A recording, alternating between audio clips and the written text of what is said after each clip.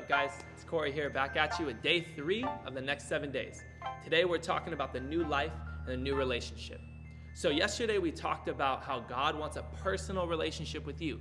It's not about religion, it's about relationship. We talked about how God wants to know you, He wants you to know Him.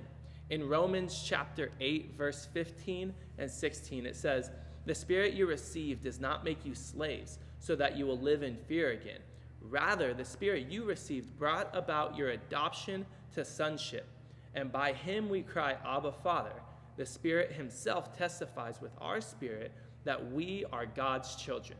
So let's look at some of the most important parts of this verse. Number 1, you're a child of God.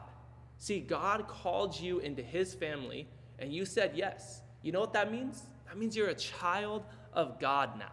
And then the second part to this is that God actually put His Spirit in you to help you walk out what it looks like to be a child of God. Because sometimes it's not going to feel like you're a son of a king, a daughter of a king, a son of God, or a daughter of God. So God's Spirit is actually in you, and He'll help you walk out this journey as His child. So yes, you are now in the best relationship you could ever be in. So you might be asking, what does this all mean? All right, for one, this means that God will give you peace. Here's where peace begins. Peace begins when you can stand before God justified. That means just as if you never sinned. You might be saying, well, Corey, how can I stand before God justified when I've made all these mistakes? It's because you've been forgiven. You're a child of God, and you've been forgiven. So that means that you can have peace through life. The second thing it means is that God is actually going to continually remind you that you're His child and that He's walking with you. Let me tell you, God has invested too much into you to just give up on you. He's not going to give up on you. In fact, it says in Hebrews chapter 13, verse 5, God said, "Never will I leave you, never will I forsake you." So we say with confidence, "The Lord is my helper, and I will not be afraid. What can mere mortals do to me?"